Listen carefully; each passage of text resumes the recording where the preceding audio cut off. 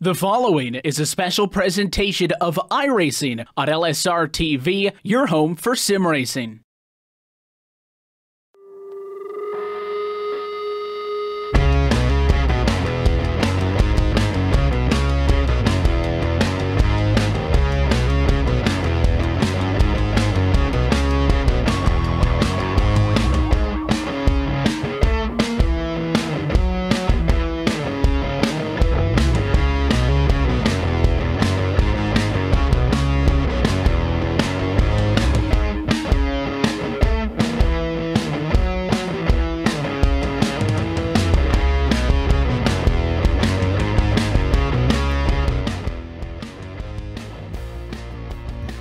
Good evening, sim racing fans, and welcome to one of the fastest racetracks in racing as LSRTV presents tonight's BluShine Marine 250 at Daytona. I'm joined with Gary Weaver up in the booth, and we have a lot of action to get to tonight. Super Speedway racing, it's going to be a lot of fun, and the trucks are ready to take to the high banks.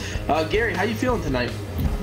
I'm doing great. Of course, it's Daytona, one of my most favorite tracks, especially at night under the lights. We get to see fireworks, hopefully not on the track, but of course that's always going to happen because welcome to Daytona and Super Speedways, but we'll be definitely seeing fireworks at the end of the night on the back straightaway. Yeah, and I'm looking forward to it. We got a lot of laps, 100 laps, so it's going to be a long race, 250 miles here at Daytona, but let's get set to take you guys through the starting lineup for tonight's race.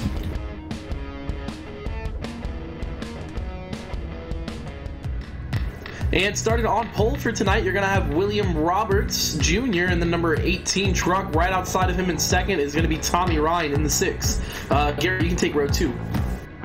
Row 2 will have James Krahula in the 3rd place position on the inside, and Jeremy Adams to his outside starting in 4th. And then 5th, that's where you're going to find Tyler Dalton in the 19. And then the 09 of William Kemp starts 6th. 7th is going to be Tyler Lugo Vickery, and 8th will be Kenny Lowry. And then 9th, that's where you're going to find Christian Peterson, and then starting 10th, Blake Neese. John Lyday and Michael Held take up 11th and 12th. Starting 13th for tonight, Seth the Merchant, and then 14th, Derek Paulson. Rounding out the top 15 is going to be Randy Oakham in that number 8. The number 2 is going to be Dwight Beverly in the number 16. Sorry, starting 16. Yeah, then you got Sean Cross and Dustin Dean. They're going to make up row number 9. 19th and 20th are Billy Tungate and Jimmy Watkins. 21st, Ricky Hardin, and then starting 22nd for tonight, Eric Forbes in the number 95. Tom Moreno in the 48 starts 23rd, 24th, Ryan Howard. And then 25th for tonight's event, we got Michael Powell in the number 25 car, and then starting 26th, Danny Whelan in the 21. 07 starting 27th, that's going to be Bo Givens, and he's the last driver to take a time as Brock Dury starts 28th, and I believe we unfortunately don't have time, so here's the rest of your starting grid on the bottom of the screen. 100 laps here at Daytona under the lights. Yeah, and it's going to get really, really dicey up front. A lot of action, a lot of racing. William Roberts Jr. is your pole sitter in that number 18 truck, and he's going to lead us to the green flag. 100 laps scheduled for tonight, and it'll be exciting as you see a lot of the drivers in this race. If you guys keep up with LSRTV, are a lot of the drivers we've been watching all weekend long in various and other series, but I'm excited to get to work here and excited to see what this race brings as the pace car leads him off of turn 4. He's going to make that hard left-hand turn onto pit lane. That leaves the hand in the fields of William Roberts Jr., and the green flag is out, and we are racing at Daytona. Roberts Jr. gets a pretty good jump on the start there. Looks like he's going to be able to pull out in front of the rest of the huge wreck in the trial. And we got a huge wreck further on back in the trial. We're going to have to jump back and see exactly who was all involved in that. But first green flag run doesn't last too long. And it looks like we got one truck smoking heading down into turn 1 trying to catch the numbers on a lot of these guys. Looked like it was right outside the top 20, maybe even top 30. You see Reese Bahan back there in the 34 truck. might have been involved in this first accident on lap 1. Looks like we had a truck up against the outside wall. Then right there you see the 3 truck also get a piece of it, and a lot of damage on that truck. So huge caution brings out, our huge wreck brings out our first caution before we really hit the start-finish line as we get another look here to see who all was involved in that wreck. And can't get the number on that white truck, but bounced off the outside wall and then moved down and clipped the number 3 truck, which actually sent that 3 truck into the outside wall. Pretty hard hit considering how slow they're going. You see the 99 of Brock Drury there also involved. So tough break for a lot of these drivers, and their Daytona dreams are over before they really began. Yeah, it's really unfortunate. And that was number 21 as well. That's Danny Whelan. So unfortunately, he somehow just got into the outside wall, and then here's another replay of it as well. He got into the outside wall. I don't think he was really paying attention, or maybe just trying to avoid the slow car in front of him, Eric Forbes, but I'm just honestly not sure. You can see him in the outside wall right there, and then he tries to get off it, and the green gets thrown, and then unfortunately that 99 of Brock Drury was there, so Drury I should say. But unfortunate for all these guys right now is, again, just about 4 or 5 truck incident before we even got to turn 1. Yeah, and if they keep it up at this pace, it's going to be a long 100 laps tonight, but I'm sure we'll get everything sorted out and get back under green flag conditions and hopefully stay that way, because these cautions at Daytona are not your ordinary cautions on iRacing or just racing in general. Daytona, a 2.5-mile racetrack. Under these yellow flags, we're going to have a lot of time to talk, a lot of time to get lots of replays and catch everyone up, lots of time for these drivers to pit as well and take care of whatever kind of business they need to take care of. But under the first yellow flag of the night here at Daytona.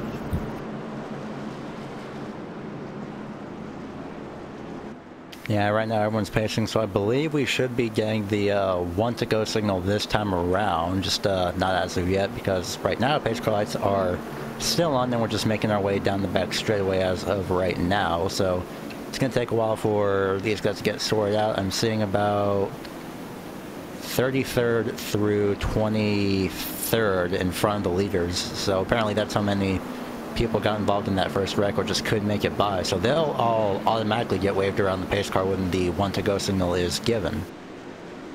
Yeah, and being around iRacing for almost 5 years now and sim racing in general, one thing that does happen here when there is a caution, for instance, like before when they cross the start-finish line, is that the timing and scoring often will get caught behind, sort of, because the first, I think you said 23 guys that are 23 to 35th, or I can't remember the exact number. Yeah, those guys are in front and looking to get the wave around, because those are probably the drivers who didn't cross the start-finish line by the time the caution came out. So they actually got trapped behind the pace car, and the top 23 were able to come back around and then catch up to the pace cars. So a little confusing, but the timing and scoring system obviously looks like it's going to sort itself out here, and these guys will get the wave around here. I think we got the 1 to go signal. No, we got 2 to go. So next time around, you'll see those front, I think it's like 15 cars or so, going to get the wave around, and then we will have William Roberts Jr. in that 18 truck is going to be our leader once we get back down to business and get all the wave rounds and scoring and whatnot taken care of. But yeah, definitely not the way you want this race to play out, and definitely not the way we hope it plays out for the rest of the night. But last night on LSRTV, we did a truck race at Darlington, and very similar, kind of a couple cautions early on in the race, and then after that, we had a long green flag run to the finish. So that's kind of what I'm hoping forward, or looking forward to here tonight. And I'm sure these guys want to just get underway and get the season kicked off right here at Daytona in the American Pool Supply Truck Series. And very interesting league, and I think it's going to be a great race. And I want to mention also, coverage of the Outlaw Modified Series is brought to you by, coverage of the American Pool Supply Truck Series is brought to you by Joel Real Timing, the official timing software of LSRTV. Whether you are spending your time on the sim behind the wheel, on the pit box, or from the spotter stand, Joel Real Timing is the go-to software for iRacing timing and scoring analytics. Get yourself a basic download or get the pro version today at joel-real-timing.com. Ironically, I use that for every single race I commentate, so yeah, it's really useful. Even better, it moves in real time, so that's a lot better and definitely more convenient. Yeah, got to give a big thank you to those guys at Joe Real Timing for helping us out here on LSRTV. It looks like we're getting ready to get the one to go here, and I think that's also going to let us get some of this wave around issues and wave around drivers taken care of, as the pace car lights should go off this time around. And I think we got 15 cars or so that are going to be driving right around the pace car and getting their lap back, or getting back on the same cycle as everyone else. And apparently we are somehow still not at the one to go signal. Yeah, that's what I thought I noticed there too. So it looks like we still got a couple more laps under caution. Like I said, no fun at Daytona when you're running under yellow, because these are not your ordinary caution flags. And again, I think a reason we actually had an extended caution here to begin with was because of the timing and scoring situation. So theoretically, iRacing thinks we have lapped cars, but really we just have cars that are trapped between the pace car and the leader. So yeah, there's that. And then on top of that, they got to get the wave around. So we'll get back to racing here in just a couple of laps. But yeah, I think we're in for a good one here tonight. Yeah, think of this as a one of those moments in NASCAR where they still just have to heat up the track a little bit after pretty much any event of a rain delay. So technically, we could say we had a rain delay, so that works out. Yeah, first lap, they got the green flag, and then it started downpouring before they hit the start-finish line. So, real quick rain delay, but looks like we're going to get back to racing here. So, we're going to find out and hopefully have our suspense ended and watch those lights on the pace car go out. So, we're going to find out this time, and I'm definitely hoping it does, because it's been a long caution, and to be more specific, a lot of times under caution, I'm going to use the number 6 of Tommy Ryan as a reference. His last lap time was 0.075 seconds. So roughly about 2 minutes under caution. So that's there's a bit of a little insight for you. And lights are finally out, so we will be going green next time around. Yeah, and then here you go. You got the 10 or so lap trucks getting their wave around and getting situated. Yep, so that's going to help everybody out, as, well, pretty much there's not really a major field change through, as far as I can tell. Roberts Jr. still on the pole, Jeremy Adams in second, third Tyler Lugo victory, fourth William Kemp, and fifth Kenny Lowry. Or Lowry. Honestly, I'm not sure. It's one of those two, either way. Yeah, so we're just going to re-rack with them and then let them cut loose once again. As you mentioned, the top 5 there, Kenny Lowry rounding it out. Billy Tungate in the 03, he's going to restart 6th. Blake Knies is going to restart 7th. Tom Moreno is going to restart 8th. And then Derek Paulson and Dustin Dean are going to round out your top 10 as we get set to go here on lap number 5 of the race at Daytona. Yep, so once we go green, we'll have 94 laps to go. Just going to double check. Yes, we will. And of course, well, the leader of all 5 of these laps is still William Roberts Jr. So we're going to find out what everyone can do here, and hopefully everyone can stay up the wall and make sure they're going to be more aware of their surroundings. Mainly, some people on the outside lane can hopefully stay off that outside wall, since that seemed to be the cause of a wreck. But nonetheless, coming out turn number 4, are finally going green again. Yeah, and like I said, we're going to have to see how much longer these guys can last. First run, not very long. Hopefully we get a longer run this time. Pace car pulls off. William Roberts Jr. and Jeremy Adams lead them down. Green flag back out here at Daytona. We are underway. Roberts Jr. once again with a really good jump up front. He's able to clear Jeremy Adams, and William Kempf now is going to be all over the back bumper of the 89, and here they come storming back on the outside lane as they're getting up to speed down into turn 1 and 2. Those guys got an amazing start. As you can see, the onboard from Tyler Lugo victory right there in the number 24 on the inside. He's going to be behind the pole sitter of the number 18 of Roberts Jr. These guys on the high side, the 89, the 09, Jeremy Adams and William Kempf.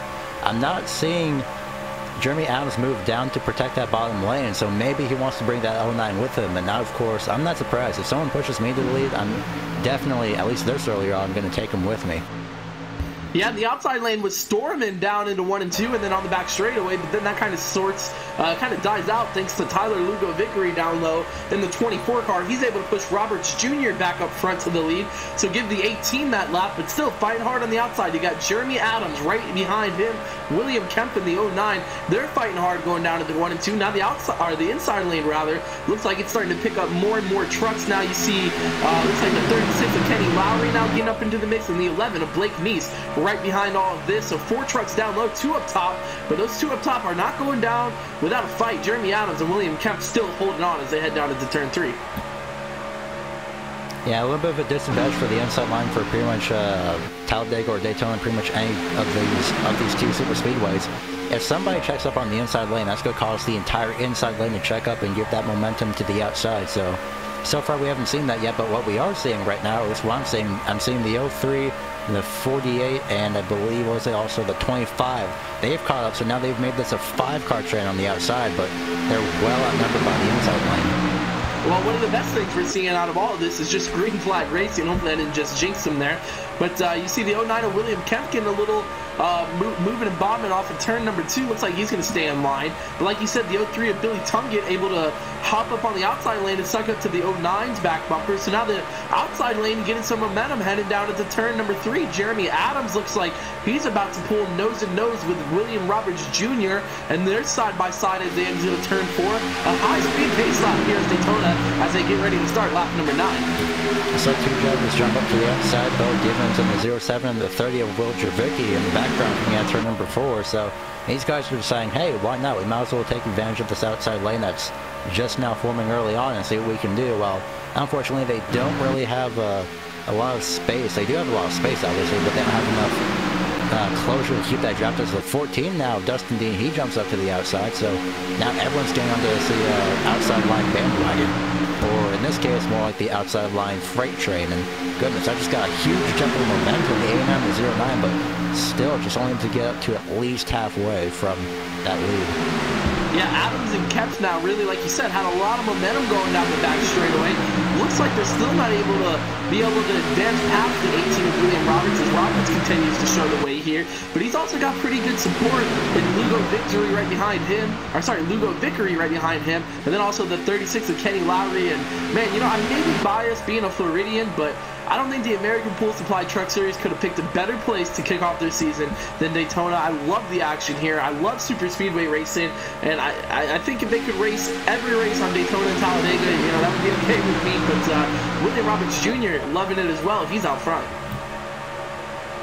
Yeah, he's still hanging on to that lead, of course. Still not without that help from Lugo.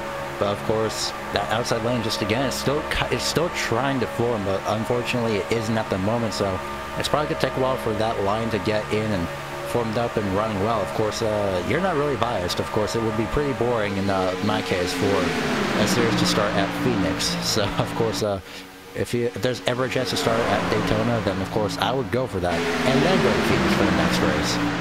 Yeah, the good old Phoenix and Phoenix and Daytona combo. Throwback to the old NASCAR series, Cup Series schedule. But here comes William Kemp now with a pretty good push on the outside lane. This time, he's sucked up to the back bumper of the Adams machine in front of him. Looks like Adams, for the first time tonight, almost had the 18 beat as they entered turn 3. But then down on the low line, they get it rolling again to the middle of turn 4. And all the way to the high side to protect, and he's going to lose that outside lane. Nope, he's actually going to stay in front of it. That was a bit of a close call.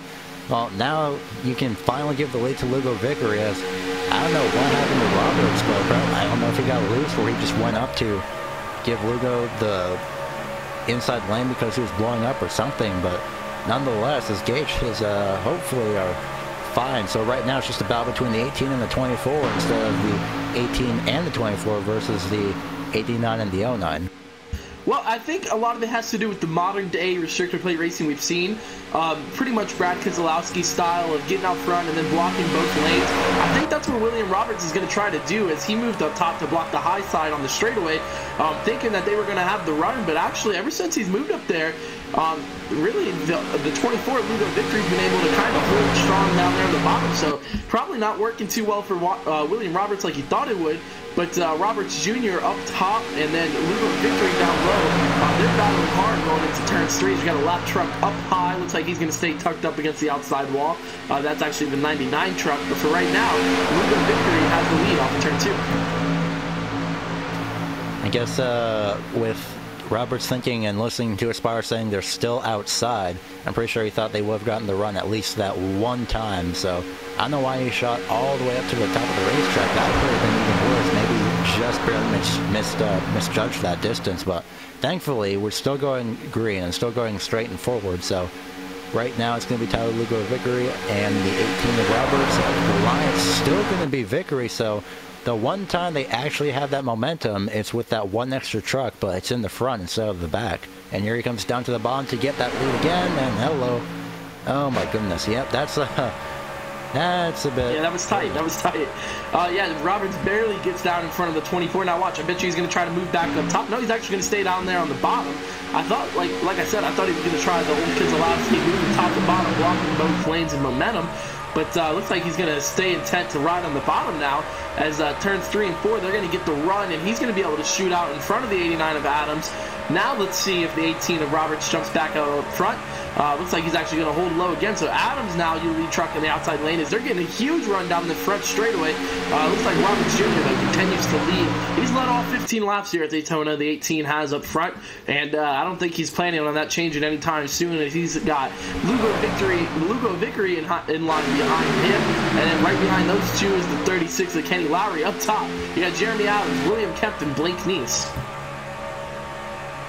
Like you mentioned, so far all 15 laps, even as you see the 11, hell, look, I believe he was trying to side draft the 36. That was a little bit close, but anyway, like you said, all 15 laps led, and somehow, well, right now, it's going to be the 89 Jeremy Adams getting that little bit of an advantage heading into turn number 3, side by side, closing in, almost giving practically no space. So maybe that 15-lap streak is going to be broken. We're going to find out this time around, and nope, it's still going to be that 18. So again, just props for him to keep that lead, almost pretty much about a 100th of a second separating that lead. So the start-finish line, that is close. Of course, if that was for the finish, that'd be even better. But still, we still have almost 80 laps remaining. Yeah, and I thought if the outside lane had any chance of grabbing the lead, that latest lap would have been the one, because on the exit of turn 4, they were about even with Roberts Jr., and then I knew they were going to get the run down the front straightaway, but the inside lane was able to hold on hard as you're riding on board now with the 11 of Blake Neese. Third truck in line up top. He was actually on the bottom, but then moved up when the 18 moved down, and they were swapping lanes back and forth. But here we go at the stripe this time. Adams, another good run up top. Think he might be able to finally end it. No, it's a very close finish at the stripe again for lap number 16, or 17 that is, but Roberts Jr. continues to show the way, but this pack steadily growing bigger and bigger. We're starting to see some more people jump up front, like Bo Givens in the 07. You see the 25 of Michael Powell, Billy Tungate's been up there. The pack's starting to grow bigger and bigger as they head down the back straightaway. I feel like this happens the more the outside lane battles. We're going to see the speed right here, 195, 196, 7. So Bo Givens running 197 heading into that corner, which is quite interesting since the Cup cars can pretty much do, I believe, pretty much about that same speed actually, just in a 2-car tandem, but a lot more cars, and you have pretty much about 200, maybe 201 miles an hour. So if we ever see somebody reach that speed, then that's going to be quite interesting. I can definitely let anyone know about that. Actually, top speed as of so far, 199.5 miles an hour from Bo Givens. What do you know? Yeah, and he was in a pretty good spot there at the exit of the back, or coming to the end of the back straightaway. Turn 99 is around. This is going to be big. This is huge. This is going to be huge. This is a big one. 18's around. You see, I think the 07 was in it. 25 is turned around. That's Michael Powell. Big wreck brings out our second caution of the day. This is going to take out a lot of our front runners. As if the first wreck wasn't enough, well, this one just adds insult to injury. As you're going to see the lead up to it as well. The 09 just got all over the back bumper. I believe he actually maybe misjudged his distance just a little bit. We're going to see coming into turn number 1. Through turns 1 and 2, it happens, of course, just coming out turn number 2, actually, and this is the, of course, the best angle. It's going to move up high, tries to come back down, and it's always that one middle part of the front bumper that just completely ruins everything for you. You can just see 5 cars taken out right there in that one instant. 24 gets a piece of it, but he keeps going. But I saw the 07 get on his roof, and some people barely avoided it as well. Yeah, I think Derek Paulson in that 5 truck was one of the drivers who was able to just sneak through there. He was like the 3rd truck in line on the bottom. I don't know if we can ride on board with Paulson or not. But yeah, it was a pretty big mess going into turn number 3. I think we have probably around 20 trucks in this one caution alone, and most of our front runners were involved in it. As hopefully we can get another look here and see what happened one more time. But yeah, you see William Roberts Jr. in the 18 involved. Honestly, a lot of trouble up front. As there you see the 89, the 18. Yeah, look at the 5 truck, just barely squeaking through there. I don't know if we can get an onboard ride with the 5 of Paulson, but that'll probably show you just about everything you want to see if we get inside of the 5 truck. Here we go. You see on board with Derek Paulson. Everything happens right in front of him. Watch this. You see the wreck happen right there. Hello. Wow. Well, they do say find the nearest hole to go through and avoid the wreck as quick as possible. Well, there it was. Yeah, it was a parting of the seas there for Derek Paulson. Couldn't have worked out any better for him. However, those guys running around him that were involved in the caution can't say the same. So, big wreck brings out our 2nd caution flag of the day here at Daytona. I'm counting the trucks right now. So far, I've counted at least 7 that were around. So I'll get back to you guys on that one, how many people were involved in that wreck. Some people taking pit stops right now, so we're probably going to, we're definitely seeing some strategy right now. So, of course, we're about 20 laps in, 80 laps to go. I don't see why you wouldn't pit, especially after that kind of a run, especially even number of laps. Makes perfect sense. Yeah, I think your fuel window you're looking at here is probably the back end of its 40 laps at most. So probably in terms of fuel strategy, they're only going to need 1 more pit stop before the race is all over with. But then again, the more cautions you get, if you get more opportunities to pit, then you're going to take them. But we actually had a lot of guys stay out up front. Counting them, I think we had our top 9 drivers actually stayed out. That includes Jeremy Watkins in the 90, James Krahula, that's not an easy name, Tommy Ryan in 3rd, Tyler Dalton, Randy Yoakum, Timothy Adams, CJ Mason, Christopher Hussey, and Dwight Beverly. Those were your guys that stayed out and did not come down to pit road that last yellow flag. So if these guys stay out once again, that will be your top 9 when we get set to restart. Like you said, though, 20 laps in, still a lot of racing left and a lot of decisions to be made. It looks like these guys are actually coming down on the pit road. So Watkins is in, Tommy Ryan's in, Tyler Dalton, Randy Yoakum, a bunch of these guys coming down pit road. Speaking of decisions, there are some right there. I don't see why not. I'm thinking, at least from a driver's perspective, that's at least what I would do, just stay out and see where I would place in that, just in case that same situation could happen later in the race. So, of course, nonetheless, under caution, I'm seeing the 5, the 14, the 03, those guys are out.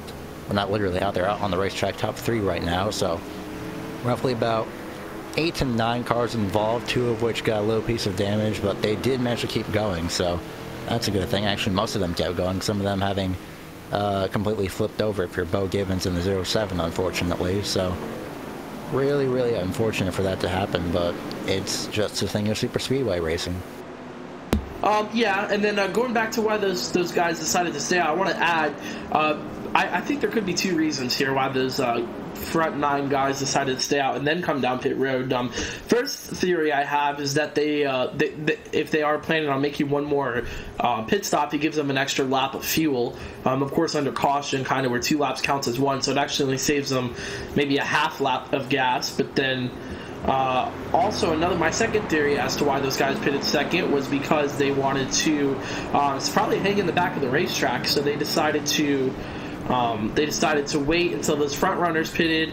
Once they pitted, they decided to come in the lap later so that they would be further back in the field, and they planned to ride back in the field and avoid the big one that's still coming, even though that one was probably close to what our big one's going to look like. I don't know if we can call it the big one quite yet because we're only a 5th of the way done tonight, but we're going to have to keep an eye on what those guys decide to do in the back of the field and also how we get racing up front.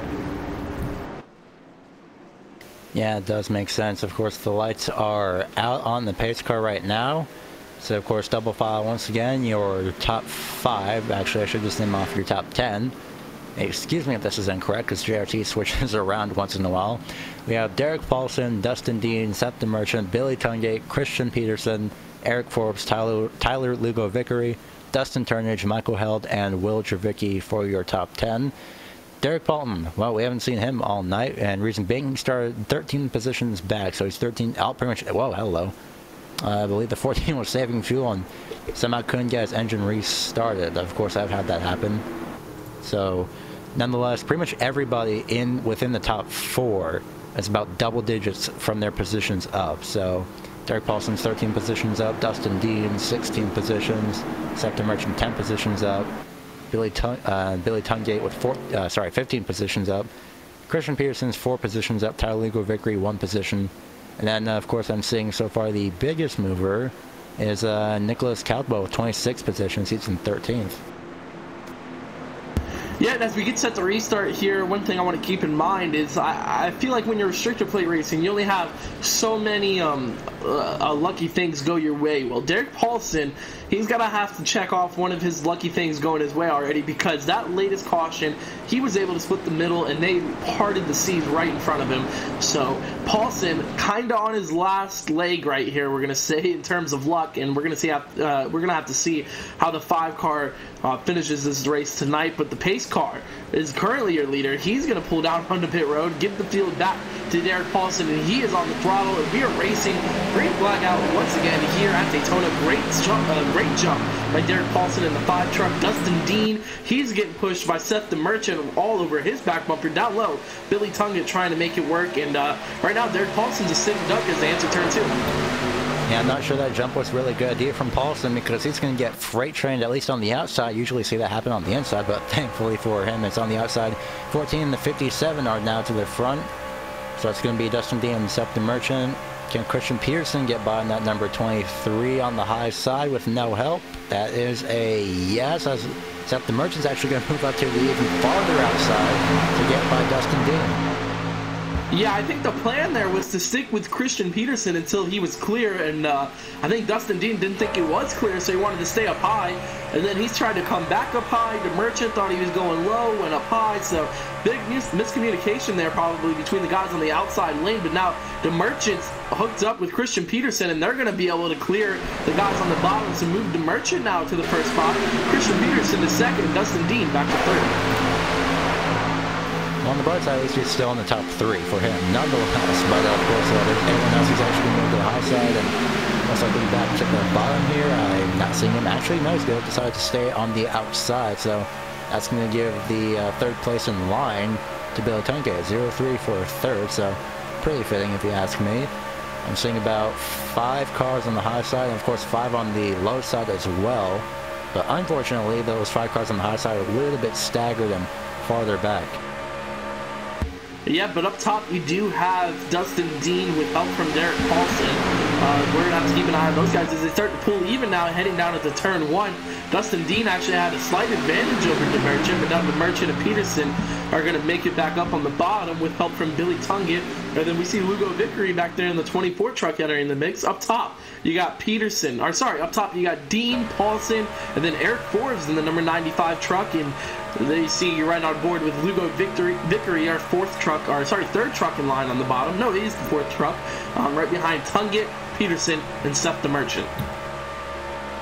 To his outside was Eric Forbes in the 55 down that back straightaway. Well, now it's going to fall back to the inside behind him as well, as you can see there in that gray 55 there.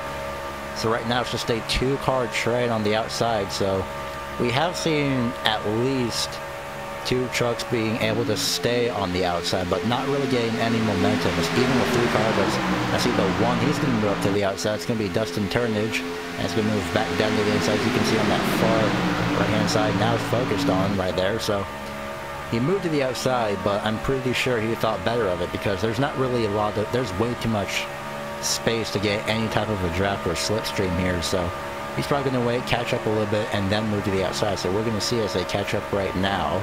Most of these drivers are on the inside, however. Yeah, I think it's they're getting into the mood where they're ready to just ride. Over a quarter of the way through with the race, with the exception of Dustin Dean and Derek Paulson up top. Those two trucks are the only kind of outliers here. Everybody else is pretty much on the bottom, and I think they're content to stay that way and sort of take it easy until we start getting down to the end of this race. But you see 57 of Seth the Merchant, the 23 of Christian Peterson, really two strong trucks there on the bottom of the inside lane, kind of leading the way and taking care of the guys behind them. But up top, Dustin Dean and Derek Paulson are not going away quite easily, and they're not going away yet either as they head down into turn 3 side by side. Well, Turnage is leading the 28 of Caldwell, so a little bit of an advantage for him right now as well. You don't have to deal with that little mini accordion effect in the form of a checkup, so that's good as well. There's the momentum checkup, I should say. The 24 can jump up if he wants to. Vickery can jump up. He does have a little bit of space, and not anymore as he's right on board with Caldwell right here as these guys catch up to the front two runners, and now Vickery does have a little bit of space, so if he wants to head up, he might as well do it now, but I don't think he wants to at this point because, well, it's already too early, and he barely escaped the wreck before, so I'm pretty sure he doesn't want to chance it. Yeah, and then you see right there the that's Caldwell, and the 28 jumps back down to the bottom, so he leaves Turnage up top by himself, but he's going to try to catch up to the 14 and the 5, but right now the Merchant clear and out front by a truck length over the 2 lanes behind him, led by Dustin Dean and Christian Peterson. The 57 truck leads that lap, so give him 6 laps led now on the night, and Christian Peterson and Dustin Dean going after him hard right behind him. And then you also got the 03 of Billy Tongue, who's been up there for most of the night, so keep an eye on him. And then looks like the 5 right there of Derek Paulson's actually going to jump down the line on the bottom right in front of Tungate, so leave the 14 of Dustin Dean out front by himself on the top side. Down low now, they're really starting to get some strength in numbers, and the 2 trucks on the bottom, Seth the Merchant and Christian Peterson, really leading a steady line. As you look at all the time Dustin Dean's losing as you're riding on board with him, kind of just getting freight train there on the bottom. Now for the first time tonight, you see 3 trucks out front by themselves on the bottom lane. That's the Merchant, Peterson, and Paulson as they cross the stripe.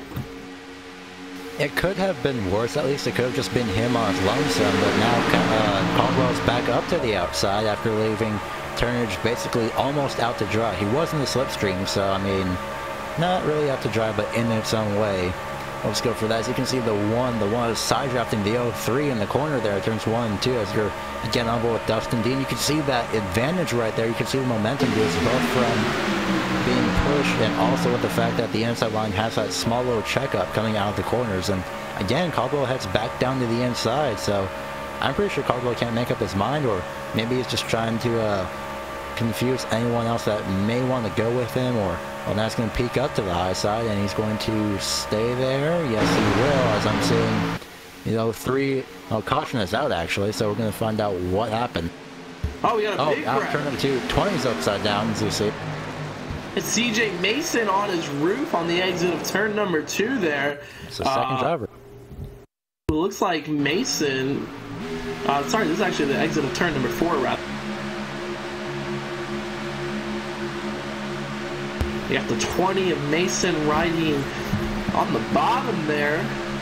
And then looks like he actually gets clipped right there. He was on the top side, and that sends him spinning. You see the 27, David Killo also go spinning.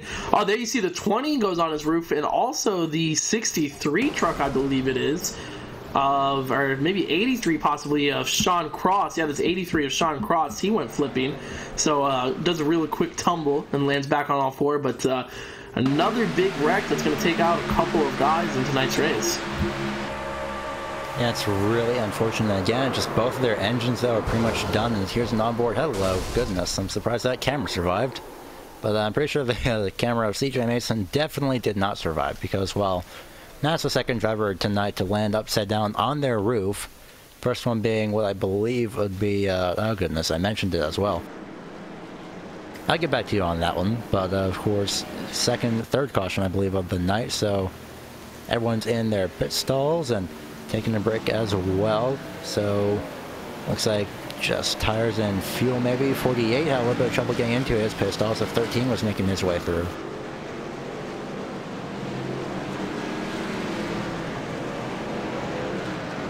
Yeah, and looks like these drivers are leaving pit road at the moment. And Tyler Dalton is going to be shown as your leader in that number 19 truck. But let's go ahead, let's catch a real short break here. But you're watching LSRTV and their coverage of the American Pool Supply Truck Series.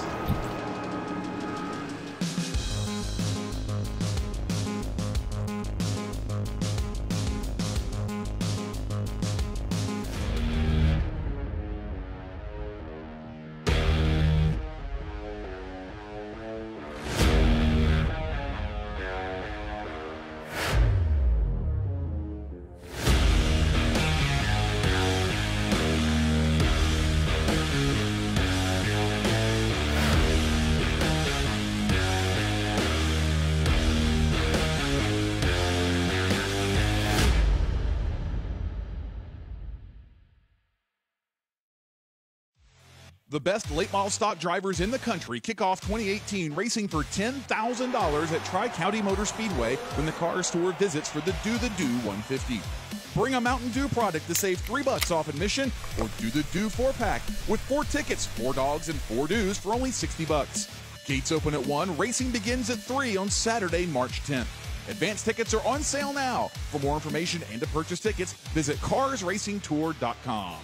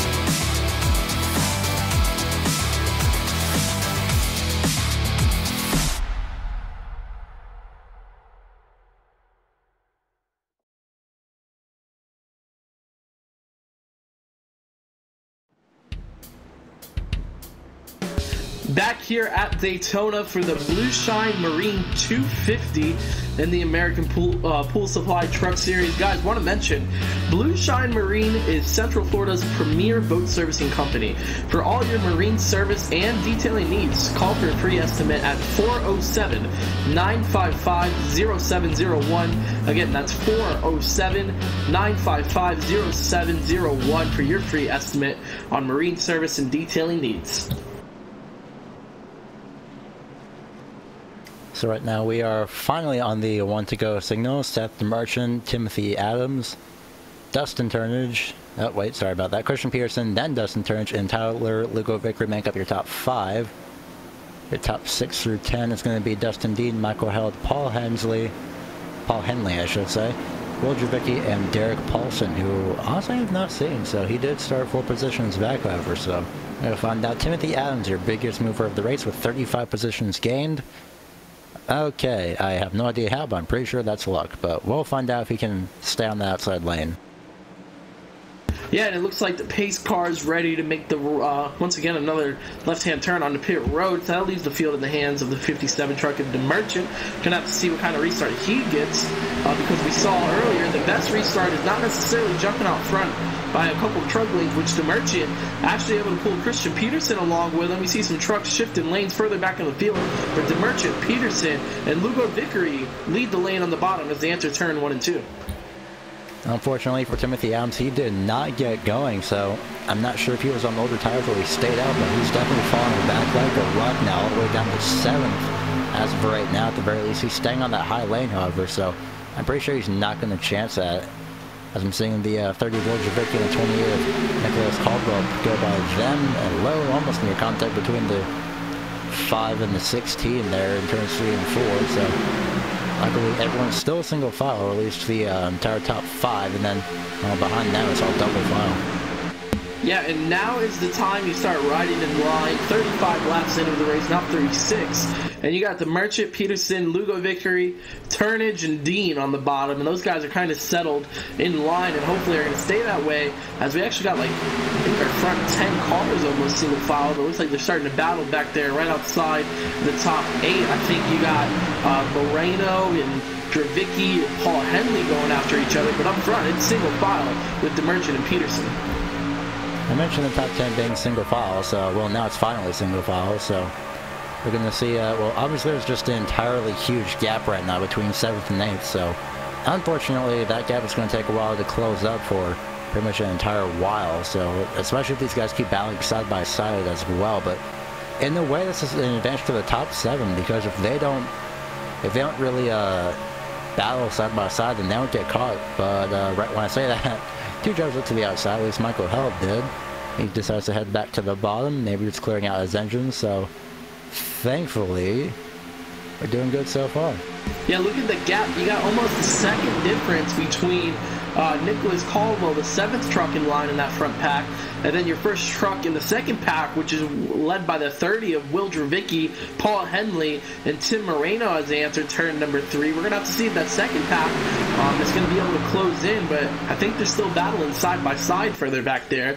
So once they can, it looks like they're actually now getting single file with with Dravicki and Henley with a 2-truck breakaway. That's 9th and 10th back there, trying to catch up into the top 8. But up front, the Merchant and Peterson, and also add Lugo Vickery to that top 3. Those guys seem pretty cool and calm and collected to ride on the bottom and stay in tow behind each other. Turnage in the 1 truck, which is the 4th truck in line, seems like he's trying to jump outside, or looks a little racy and antsy to go after the front. And now he's got support, because here comes the 14 of Dustin Dean, the 33 of Michael Held. As I say that, they actually jump back down into the bottom. And the 1 truck of Turnage, man, looking like he's jumping between lanes and between trucks all over the place as he slides in line now right in front of Dustin Dean. So Dustin Turnage in the 1 probably not making too many friends out there right now. Yeah, especially with wanting to move to the outside when you're trying to stay away from, well, pretty much everybody else that's side by side, but unfortunately that doesn't seem to be the case as well. We got 8th and 9th, Will Javicki and Paul Henley, they managed to catch up, so right now all these guys in 10th on back have to do is stop battling side by side and actually get single file if these guys want to catch up. But we are closing in on about 60 laps to go, so I mean, in a way it seems understandable, but I honestly don't, you just want to get every position as quick as possible. But as of right now, that's just not really the case, as there's a gap between 9th and 10th of about 0.9 seconds, so basically 1 second. Yeah, they're not helping each other, like you were saying, by going side by side. Paul Henley, the 9th driver in line on the front group, that's pretty much the last guy. And then you got a pretty decent gap, like you're saying, almost a second. And even though now it's starting to close up from Henley to Forbes, and Forbes was leading that second pack, looks like he's able to bring that whole group up towards the top 10. And now we're starting to get a pretty big group of cars together. But however, we are single file for about our first 12 spots, and then You get a nice number of cars up top further back in the field, but up front, you got the Merchant, Peterson, Lugo Vickery, and Turnage. That's your top four. Dustin Dean right behind these guys. But like I said earlier with Turnage, I don't think he's really made too many friends so far this race, and not helping his case right now. So that one truck, if you want me to be brutally honest, doesn't seem like he's able to hold his line as well as the other trucks. Could be a handling issue on that truck, could be a couple of other things, but Turnage not helping his case. It looks like a loose cannon out there. Yeah, and looks like 28 as well. He's looking to the high side with Caldwell. Not sure why you would be doing that, but nonetheless, it looks like everyone else has finally caught up anyways, even if they were battling side by side, and they still are nonetheless. So it looks like the 16 Paul Henley on the low side is going to be, well, actually no, 95 Eric Forbes on the high side right now. He's gotten by Paul Henley. Looks like he's bringing that entire outside line with him. Also, question, where in the heck did that outside line come from? Because last time I checked, there was never an outside line that large. So, shows how well these guys can actually work together. And looks like Caldwell can't really make up his mind. If I was him, might stay at least behind the 33 of Held for now, and then wait till that outside line gets momentum and then jump up in front of him.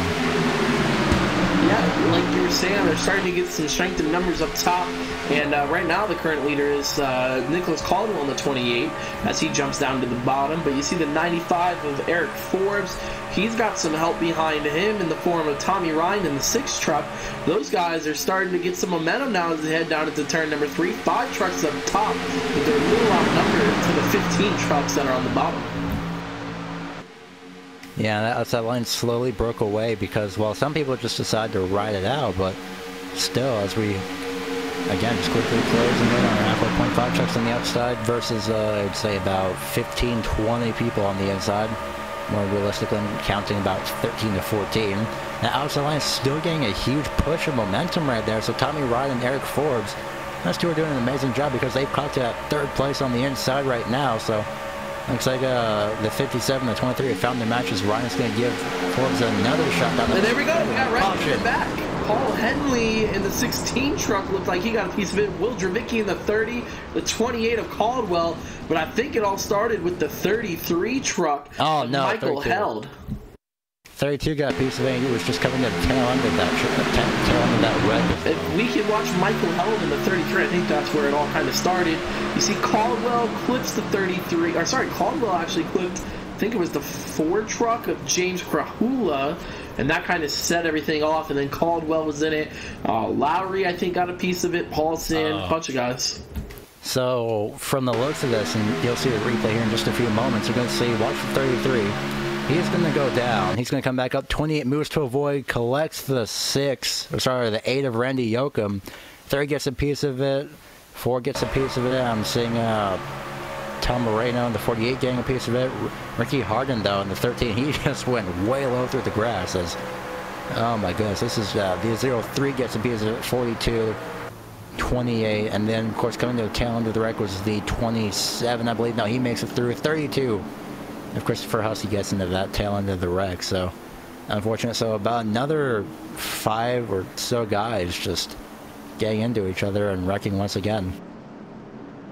Yeah, and it's really a tough break when you think of the drivers that were involved, and it all started with the 33 of Michael Held, like you described, going below the yellow line, sliding back up, and then kind of everybody trying to avoid him, and it caused chaos from there. So tough break for these guys, but what I'm starting to notice as you see these guys heading down pit road is when they are under green flag and they're racing, some of these guys are really having trouble keeping their truck glued to the bottom.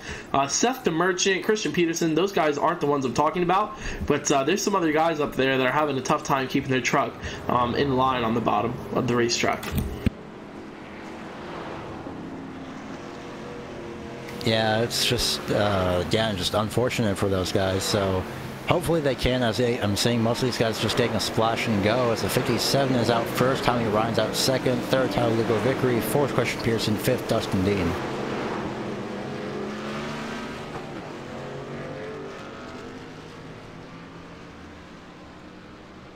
Yeah, we got 55 laps to go, so almost getting to the halfway point of the race tonight.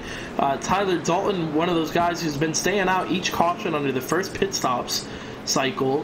Does it again for some reason in that 19 truck, so he's listed as your current leader, and I anticipate him coming down to pit road probably this lap and bring a couple trucks with him. Also got a couple trucks looking to get the wave around. I think the 34 of Reese Baham, the 27 of David Killow, those are some of the guys and that are looking to get the wave around once the 19 of Tyler Dalton comes down to pit road, if he does. I'd imagine that he does. I believe he's done before because, again, like you mentioned earlier, just some drivers want to get to the front, let everyone else pit, and then you can pit yourself and then just drop back to the end of the field to protect yourself and save any harm.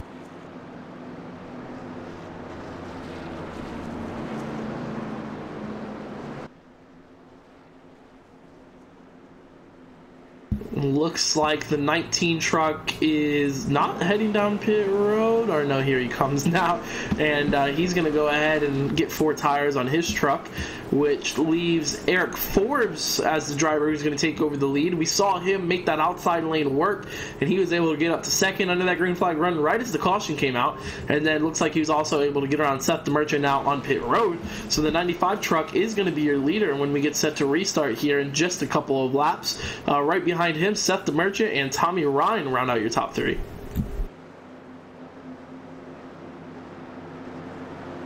Oh, sorry. I heard you, and I know you said Tommy Ryan rounds out your top 3. I was looking at the scoring, and then, of course, it didn't update, so my mistake. Anyway, started Lugo Vickery and Christian Peterson round out your top 5, so, again, we're just saying about the same people here, so it's just going to take a while. It's really unfortunate. I'm looking at JRT right now. I'm seeing first, well, not first, sorry, more like second through 10th with about 6 to 7 second pit stops, longest one being 7.4 from Christian Peterson, so he's probably getting that completely last bit of fuel that he can get. Yeah, it's going to be like we were talking about under our first caution of the race. Yellow flags aren't really a quick thing here at Daytona, so you know, it's exciting to see the side-by-side racing. We love watching the wrecks. Unfortunately, though, the opposite side and the downside of it is these extended yellow flags. But I'm not sure if we're getting the 2 to go this time around, or the 1 to go. I think we might be getting the 1 to go with Eric Forbes listed as your leader. And one of the guys I kind of want to take a look at, though, is the 24 car running in 4th. That's Tyler Lugo Vickery. Lugo Vickery has pretty much been inside the top 5 the whole night in that 24 truck. And it's interesting. That's an interesting point because we've had, what, I think 2 or 3 cautions where he's been right around the most of the action, and he's been able to make it through pretty much unscathed in that 24 truck. So big shout out to Tyler Lugo Vickery holding on in that 24 truck and keeping his truck clean so far. Yeah, Vickery's doing a good job. He'd stay up there for pretty much this entire night as the lights are thankfully off on the pace cars, so we're going to find out if Lugo Vickery can finally, I believe, return to that firm place position. I'm double checking to see if he has any laps left. Yes, he does. He has 2 laps left. Well, Seth the Merchant has the most right now as of, well, pretty much before that. Hello, goodness gracious. Seth the Merchant was, I guess Seth just now had gotten the memo that he was in the lead, I believe, or something. I'm also not really sure, but of course, nonetheless, he's going to be first in line. So I guess he was just making sure that everything was A-okay before he went down to the lead. So it's going to move, well, yeah, it's going to move the 24, still in 3rd, so that's good. Or should I say 4th since he's on the outside lane right now. Yeah, one of the first times we're seeing tonight the leader choosing the outside lane in Eric Forbes in the 95 truck. So he's going to have control of the restart. The 23 of Christian Peterson is restarting 5th, and that's on the bottom. And then one of the things, the reason I bring that up is because I'm thinking maybe the Merchant might have asked for the bottom so that he could have Peterson behind him. And then in return, Eric Forbes asked that he could be able to get a clean restart, jump out in front of Seth the Merchant, and then drop down in front of him. Again, this is pure speculation on my end, but that's what I'm probably going to expect to see here on this restart as the pace car is in. Going to have to see what Eric Forbes and Seth the Merchant decide to do as they are on the gas. Forbes with a pretty good start. Now I'm thinking he's going to drop down to the bottom right in front of Seth the Merchant, and he does. Well, not yet, but Peterson on the back bumper of the Merchant. 95 of Forbes out front, and the 24 of Lugo Vickery is a lone duck on the outside lane. Yeah, I saw the 6 go down to the apron. Oh, look at the move from Seth the Merchant. The Merchant moves up top now with Peterson, and I guess he wanted no part of pushing Eric Forbes. He wanted to be the leader. So the Merchant moves up top. He's got Peterson and Lugo Vickery behind him, and they're able to clear the 95 trucks and move those guys into the top 2. And still the 24 truck left alone up top. That's Lugo Vickery. Well, that's one way to get a lead. I mean, I've heard other ways, and well, that was one of them. And well, if there's one way for somebody to say they don't want to work with you, well, there's an obvious non-verbal statement right there. So we're going to find out if 24 Vickery is, hopefully he can find an inside lane, and he will actually. He'll be able to get behind Dustin Turnage in the 1 here in just a few moments, thankfully. So we're going to see him drop back down. So we're on board with the number 2 right now, right behind number 14 of Dustin Dean. So again, just everyone's single file, or at least the top 8 as far as I know, and yep, pretty much roughly just about the top 8 is going to be up here.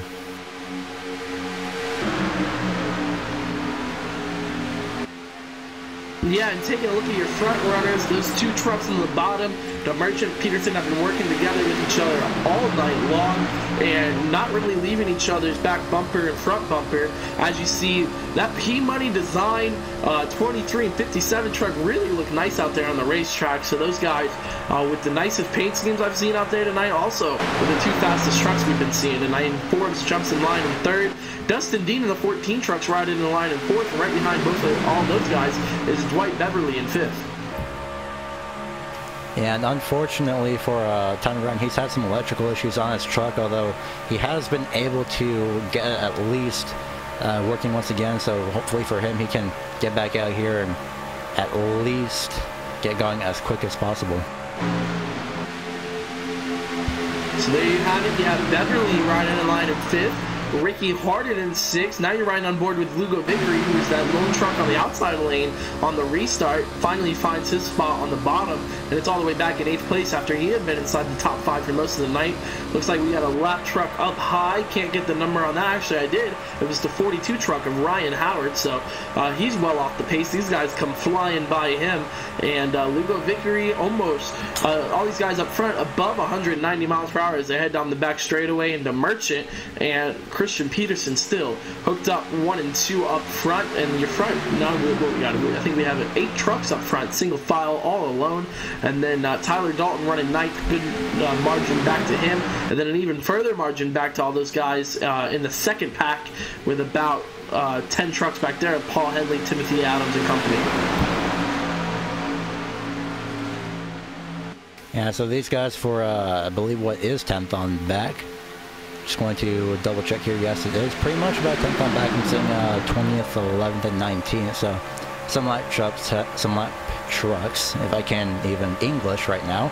Some of these guys have decided to tag onto this backpack right here. So of course it's not very many trucks, but it is a decent size. Pretty much about the same size as the front pack as well. They go a little bit wide. So front pack is single file, the back one is double file. So of course, everyone just see the 19th Tyler Dalton. I believe he's caught up with these guys or something. I don't remember him being up here, honestly, but nonetheless, he's on the back half of the pack. So he's moving to the outside right now in that 19. I'm not sure. Hello, that was a good idea. That's one reason.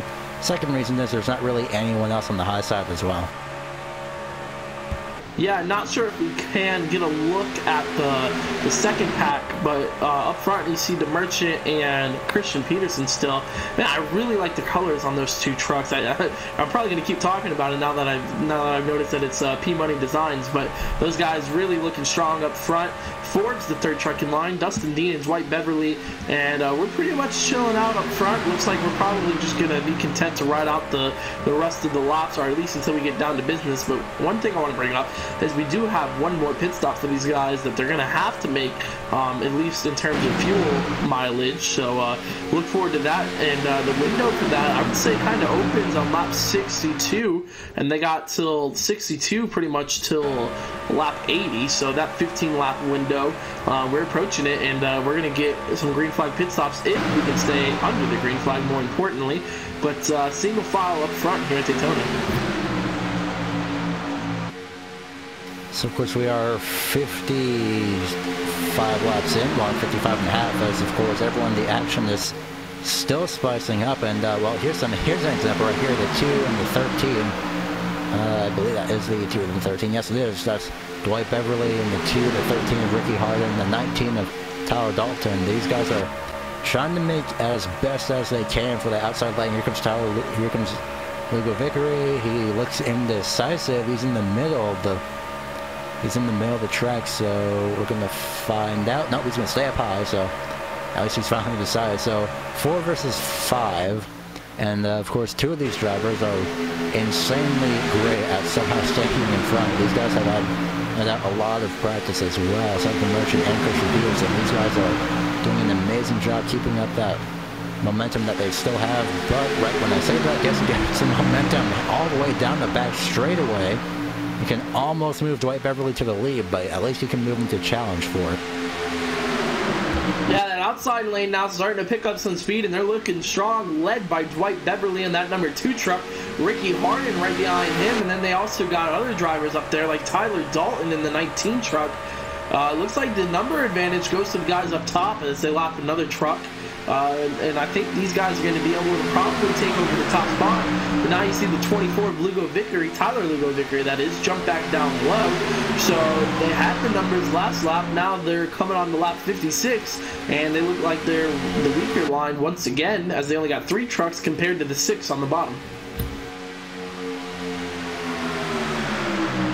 Just a little bit of a wiggle from Beverly on the high side down that back straightaway, and of course just the unfortunate loss of momentum right here just in turns 3 and 4. They had a great run 1 lap ago, but right now that's not the case. So hopefully for these guys, as much as I say that, but still I'm pretty sure at least most of these guys, Dustin Turnage and Dustin Dean being one of those 2 drivers, hopefully at least for the outside lane, they can head to the outside and then actually challenge for the lead and get some kind of an advantage for it as well. So looking at the 14, hello to the high side goes Christian Peterson. I think he's had enough of pushing Seth the Merchant right now.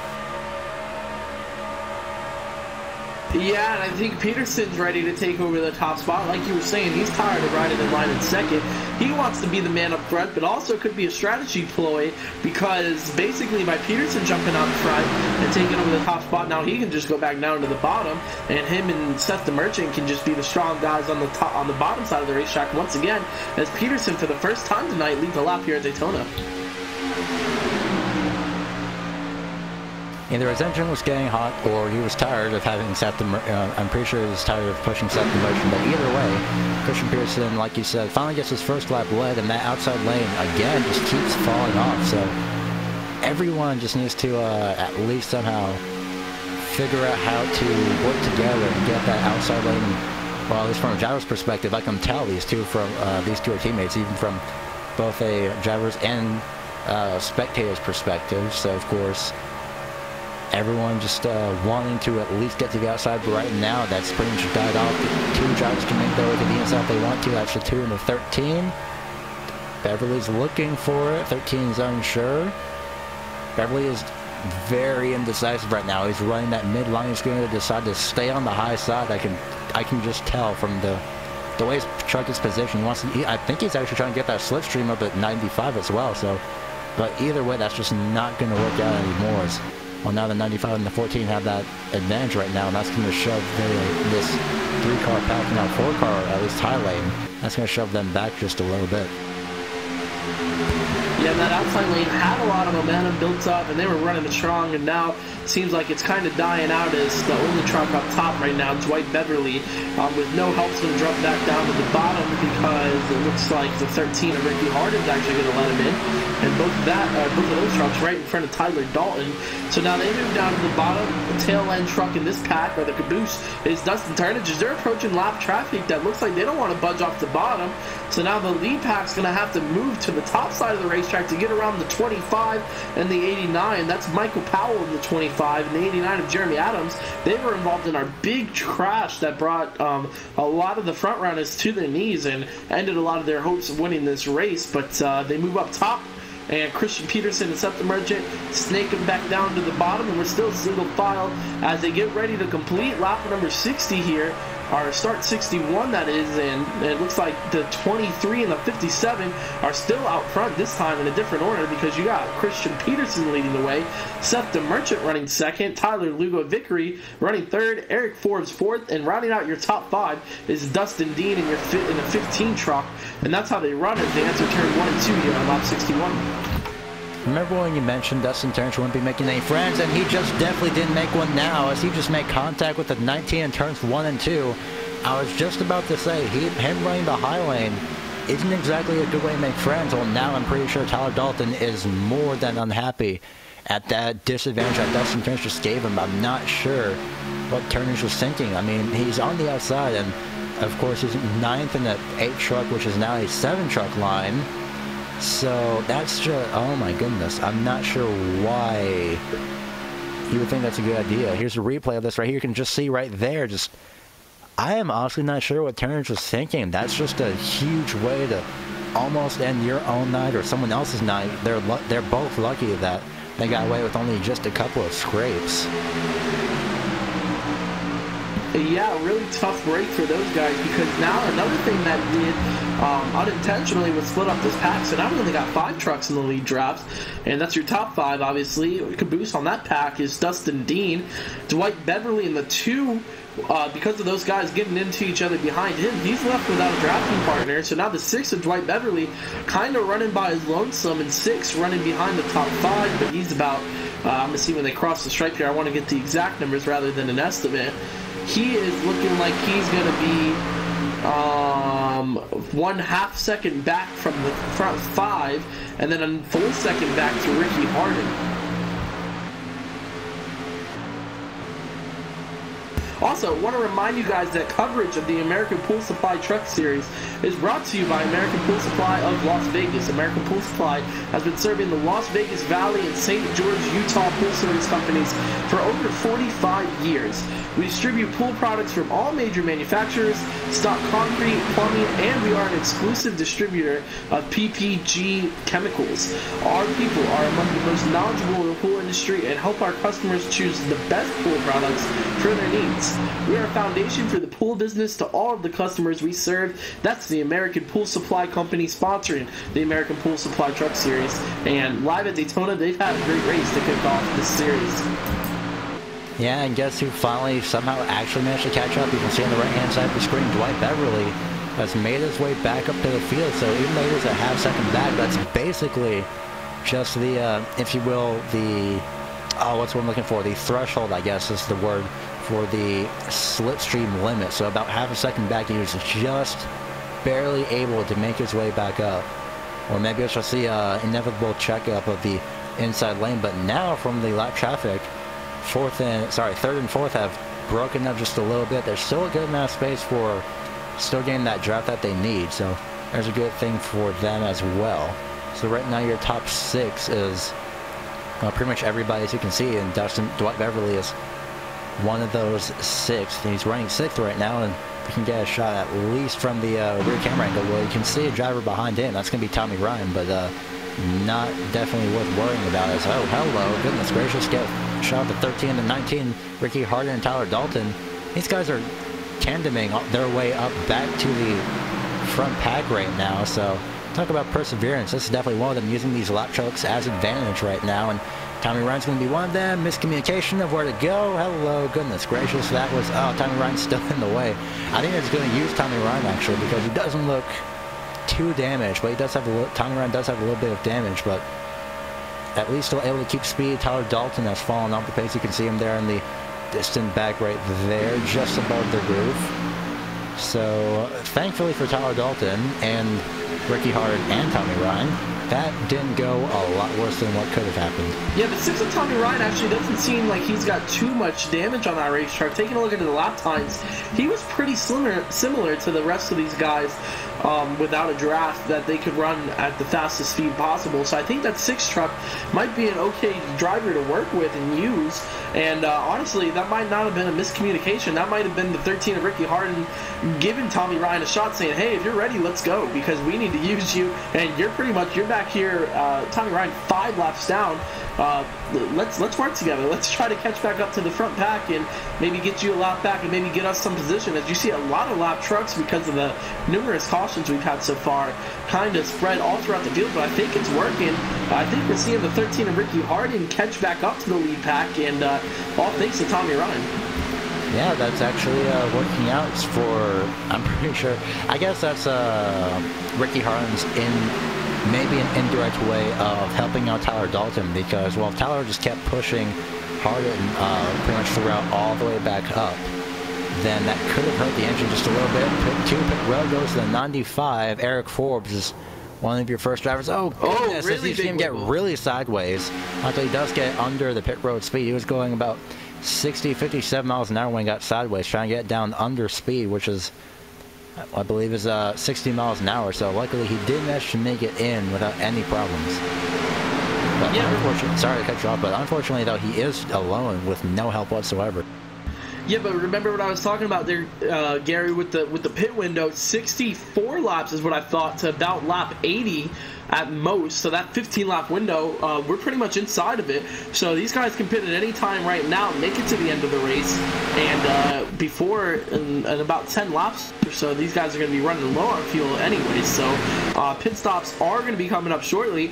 But like you said, that you pointed out, that truck that pitted the 95 of Eric Forbes pitted without a partner, so it's going to be tough for him to try to really get back up to the highest speed possible, because I'm sure the Merchant and Peterson are coming in together. I don't see those guys splitting up, and they'll probably even throw in Tyler Lugo Victory with him as well. So 95 of Eric Forbes is going to have to find somebody to draft with, or else he's going to lose a lot of time by pitting early and by himself. Yeah, but it could all come out to an advantage for him. But at the moment, well, that's definitely not going to seem like it whatsoever. So, and apparently as well. Well, speaking of disadvantages, Eric Forbes just got a black flag from race control. He drove through too many pit stalls on his pit stall entry.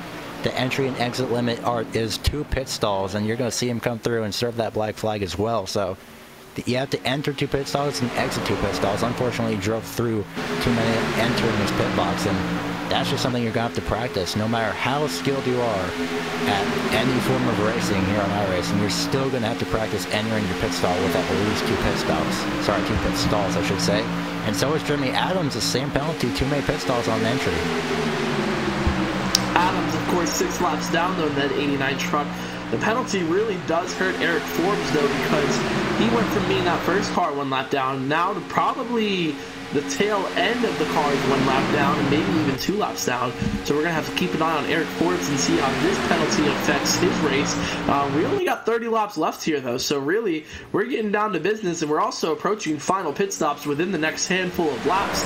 And we're also getting side by side up front. You see the 2 of Dwight Beverly, that is.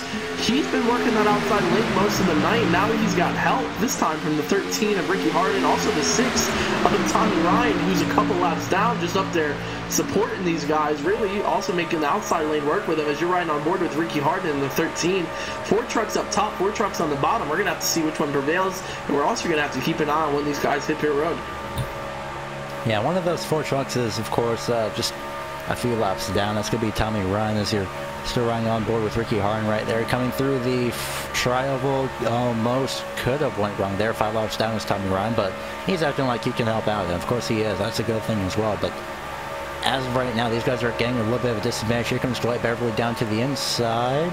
Yes, he will. He's going to hopefully bring everybody else with him. Hopefully everyone else goes with him, and they do. So back to single file everyone goes, because pretty much what you have to do to get some kind of an outside line advantage is you have to go, again, just you're in the lead car and you're falling back on the outside lane. Just do what Dwight does. Head down to the inside lane, get that draft, and then somehow find momentum. Unless there are pit stops nearby, then in that case, you might want to get to the inside as soon as possible anyway. Yeah, these guys have really, this front 7 have set a big gap all the way back to 8th place. 1 seconds back to 8th place Paul Henley. But I want to give a shout out to Coastal Safety Auditors in that number 6 truck. That's the sponsor of Tommy Ryan, of course. Being 5 laps down, I'm sure not the day Ryan wanted for his sponsor, CSA, but he's still up towards the front of the field, however, a couple laps down. So we'll keep an eye on him and how he affects the rest of his front pack. And the 13 truck of Ricky Harden right in front of the 19 of Tyler Dalton. So we're going to have to see when these guys hit pit road. We got to be getting pretty close here, and these guys got to be getting low on fuel. Yep, 74 laps complete this time around once they cross the stripe. 25 laps to go next time around. So we're going to get to the final quarter end of our race in pretty much about 1 lap's time. And one of those, well, you pretty much have your top 6, top 7, I should say, is all in just one entire pack. One of those drivers is not in the top 6. If you see a 7th driver, well, sorry, an 8th driver, well, that one of them is the number 6 Tommy Ryan, so. But we're going to, of course, Christian Peterson, though, and Seth the Merchant. Peterson's been in the lead pretty much ever since he, quote-unquote, dumped, if you will, Seth the Merchant down and away, not physically at least. He just dumped him for pushing, decided to get pushed as well as riding on the back, so. Richard Pearson, of course, has been leading ever since. He's run 17 laps as opposed to Seth the Merchant. Christian Pearson's been leading 17 laps as opposed to Seth the Merchant's 30 laps. And now make that 18 for Peterson as they come across the start-finish line. 25 laps to go. Yeah, those two have been hooked up out front for a combined 48 laps, and most of the race it's either been the 57 or the 23. The P-Money Designs trucks up top and at the front of the field. Lugo Vickery, though, back there in the 24 truck running 3rd, has not been outside the top 5 at all today, man. He has been up front and tucked in line, either in 3rd place, 2nd place, 4th place. He's been up there and keeping that truck clean, which is also the most important thing here at Daytona. Dustin Dean running 4th, also been one of those guys near the front of the field and making the high side work is Dwight Beverly in 5th. He's been trying to find and scratch and claw his way towards the front of the field. Hasn't worked out quite yet, but I'm sure he's going to keep trying and keep fighting before this thing's all said and done. And then you got Ricky Harden and Tyler Dalton. Those are the 6th and 7th place drivers. That's kind of our front pack, only 7 guys running towards the bottom. Then you got another 2 trucks of Paul Henley and Derek Paulson. They're running 8th and 9th, still on the lead lap, but 23, make that 24 seconds behind the leaders. And then we have another pack of about 2 or 3 trucks, which consist of Billy Tungate, Timothy Adams, and I think Jeremy Watkins in the 90 truck. So that's your top 12 guys, but we only have 11 on the lead lap. As I think we're starting to get down to pit road. Top Here we 4. go. You got Peterson in, you got the Merchants in. Some of these guys coming in pretty hot. 24 of Lugo Vickery's in. And Dustin Dean in the 14, our 4th driver in. So here comes the front runners, and we're going to have to keep an eye on the pit road penalties. Make sure nobody came in too fast. Also make sure nobody came in through too many pit stalls, as I think the 23 and the 57 looked okay by my view. Lugo Vickery's in his pit stop, and the only other guy we're waiting to get a look at is Dustin Dean in the 14 truck. Up front, though, Dwight Beverly, Tyler Dalton, and Ricky Harden, the 3 lead lap trucks still out there. Also, you got Tommy Ryan in this group with him. Of course, Ryan 5 laps down in the 6th truck. I think these guys might be heading in pit road this lap. If not, maybe next time by we'll see them coming down pit road. Fuel levels got to be getting low on these trucks. In the pit window, as I predicted, between that 65 to 80 lap window. Oh, caution, right in front of the leaders as well. Oh, wow. The 25 truck of Michael Powell goes spinning down into turn 1. Oh, my goodness. That's going to trap some of the leaders a lap down, or at least close to a lap down. That was, oh goodness, the 2 of Dwight Beverly. He was leading at the time. He got a hard shot into the back bumper of Dustin Turnage. Remember, again, still in that making friends. Here's a replay right here, just in front of number 2. Contact for both 2 front runners, or at least Tommy Ryan. I believe the 13 and the 19 got through fine, but Dwight Beverly is at an extreme disadvantage here. You know, I've been pointing out that Dustin Turnage in the 1 truck, like we've been using the term, not been making friends tonight. And I think he just made probably 5 or 6 new enemies, because that move is totally avoidable. I mean, these guys aren't racing for position or even on the same lap. And Turnage just comes down and clips them. and trying to fall in line. And also, this was right in front of the leaders. So now you give Dwight Beverly, Ricky Harden, Tyler Dalton. You could put an end to a lot of these guys tonight just because of a mistake he made, and just really a tough and disappointing break for a lot of these guys. And Dustin Turnage and the 25 of Michael Powell bring out our 4th caution. Check that 5th caution of the night. Yeah, and just a bit of an update. Tyler Lugo Vickery got too many pit stalls on pit exit, so entry was fine, exit not so much. But even more for at least Dustin Turnage, he has per race control been disqualified from the race. And oh my goodness, honestly, I'm not surprised. At least from, again, just that makes sense perspective. To me. So yeah, that's a sensible. Hold on. Okay, so just listening to the radio from race control, it's also saying that was pretty much uncalled for, and I agree 100%. So. Yeah, I mean, he was racing with the 25 of Michael Powell, who was 6 laps down, and Turnage was only 1 lap down. So, wasn't a pass for position, didn't even need to get back down in line, and on top of all that, it was right in front of the race leaders. So, I mean, a little bit more situational awareness from Dustin Turnage was needed there. As you see now, Beverly and Harden and Tyler Dalton all coming down pit road. Also, the 6 truck of Tommy Ryan. Actually, Ryan's going to stay out on the racetrack.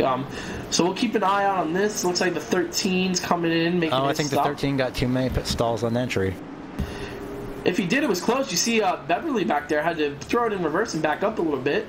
Dalton stops pretty clean in his box. Yeah, I think you were right. He was right there. I think he might have clipped that 3rd pit box, and we're going to have to wait on word from race control. But Ricky Harden's out of his pit stop, and we're going to wait on Beverly. Beverly, like I said, probably has a lot slower pit stop because he had to throw his truck in reverse and then back up before he could actually get serviced on that truck. So he's going to lose a little bit of track position there. You see Paul Henley still on the lead lap in that 16 truck back out on the racetrack. We mentioned Beverly getting at a disadvantage. Well, pretty much pit lane time total, well, right now I should say, yeah. So right now the 03 of Billy Tungate has 35 seconds total on pit road, and Dwight Beverly a minute 4 or 5 seconds, so he's probably still getting, he's getting some damage repaired, no doubt, because he did get heavy contact. So, oh my goodness. So that's terrible for Beverly, because at the time he had about 10 or so laps led, maybe a little bit more. Going to give an update on that as quick as possible as well. But again, just terrible awareness, like you mentioned. It's not really necessary. Of course, you just have to be aware of who's around you and when, and whether it's worth pushing somebody, racing somebody for track position, aside from physical scoring position. So, I'm looking through right now. Looks like Christian Peterson is in first, at the Merchant second, third Tyler Lugo Vickery, fourth Dustin Dean, fifth Tyler Dalton. Yeah, tough break for a lot of those guys involved in that latest caution. Of course, we got word from race control, thanks to Gary here, that Dustin Turnage disqualified from the race. They black flagged him. They got to one truck off the track. He's done for the night, so they're going to go ahead and park him. Up front, though, Peterson takes over the race lead and the top spot, as we got 19 laps left here. Alright, so I got an update. 4 laps led by Dwight Beverly. Doesn't seem like it, to be honest, but that was a long 4 laps, and that was just from pit stops as well. So, quite interesting. As Christian Peterson, 20 laps led, Seth the Merchant, 30 laps led. So, if Christian Peterson can, well, right now, I believe there is any bonus point or any bonus points for most laps led. He can, for now, give that to Seth the Merchant, but with Christian Peterson in the lead right now, well, next time around, he's got 21 laps led, and we have 19 laps to go this time around. He has 20 laps led at the moment. So, I mean, if Seth the Merchant is really willing to keep Christian Peterson in the lead, then we'll find out. But an even more interesting thing, though, is that Christian Peterson and Seth the Merchant will be starting side by side. So this gives everyone else an opportunity to split those two up. Yeah, and we're getting down to the end of the BluShine Marine 250. Want to mention that BluShine Marine uses only top quality 3M products and has a 5-star rating. So remember to call 407-955-0701 for your free estimate today. That's 407-955-0701.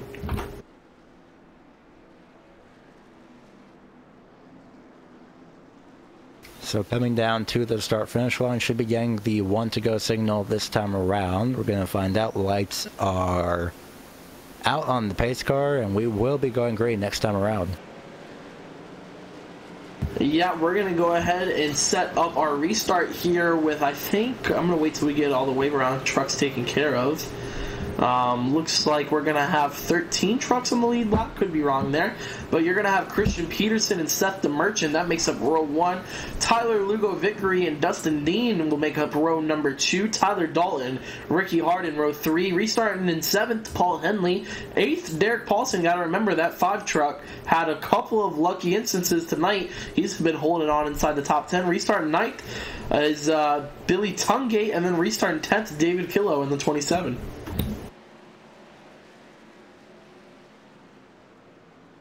And of course, Dwight Beverly, I believe, should be the final driver on the lead lap. It seems he's crossing the start-finish line right now. So, yep, 11th place in the last driver on the lead lap.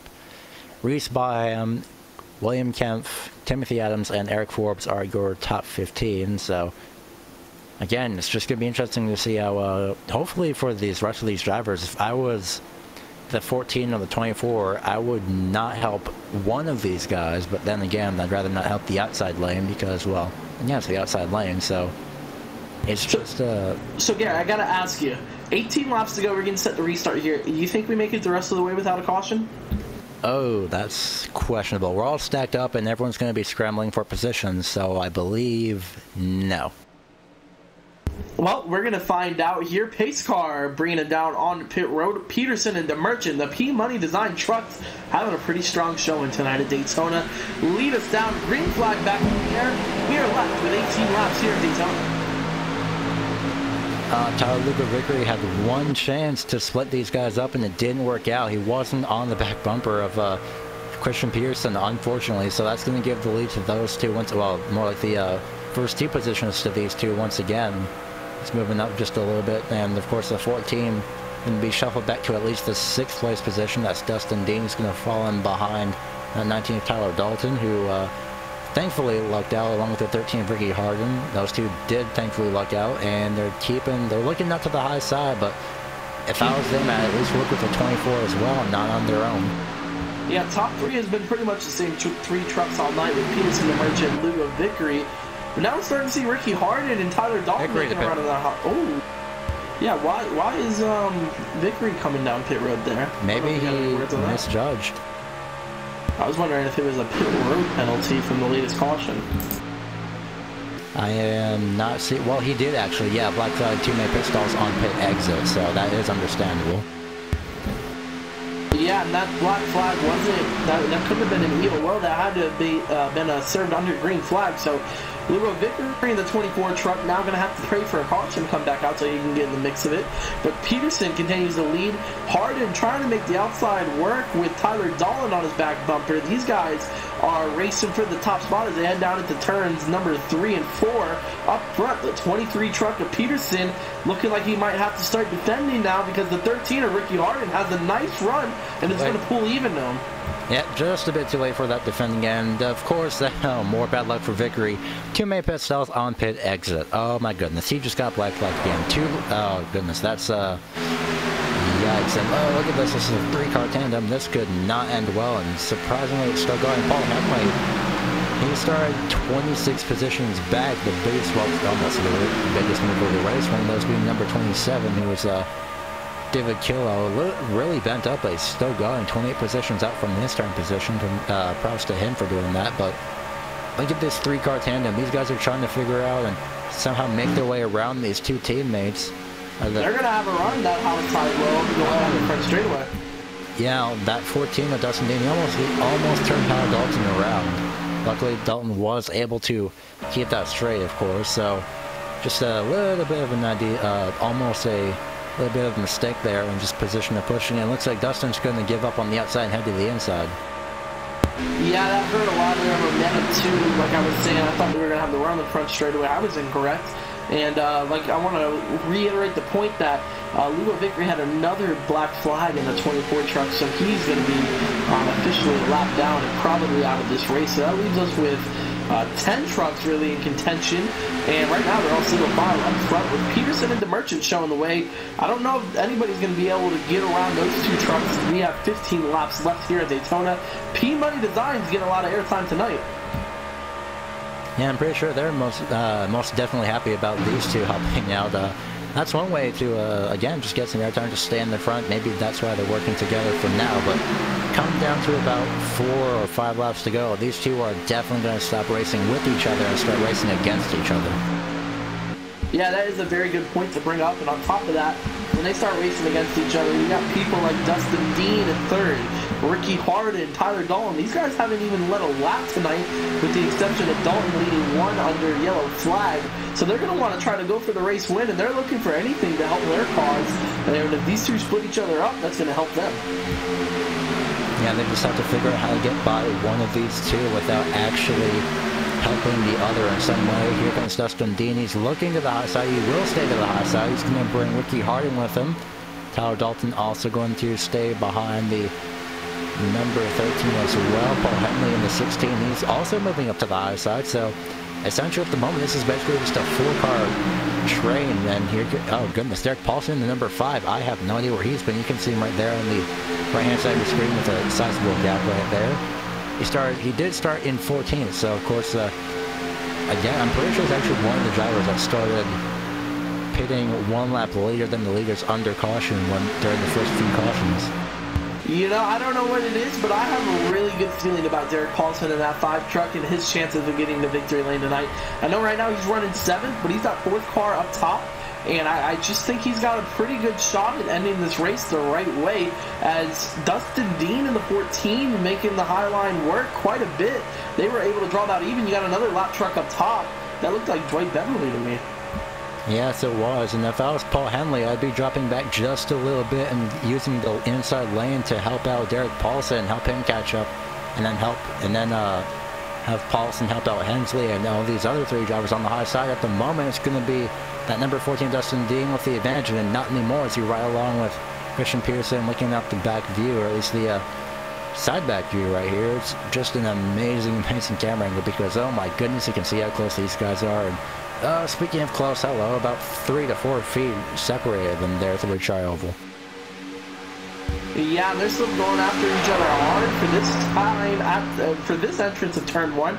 Dustin Dean had the advantage, and he's also got help in the form of Ricky Harden and Tyler Dalton. 3 trucks, most of the time you would think would be 2, but I guess those guys hooked up on the bottom, Christian Peterson and Seth DeMerchant, are just 2 really, really strong racers because they haven't been able to get moved from the top 2 spots ever since they took it over 60 laps ago. Oh man, Dustin Dean was so close to getting that lead, or at least clearing Christian Peterson for that lead as well. He got a great shot from Ricky Harden there in 13, but unfortunately he just could not get by. It was just about that half a foot distance that just separated them. He was so close. I saw him move down to be ready and cut off the inside lane, but unfortunately that didn't work out.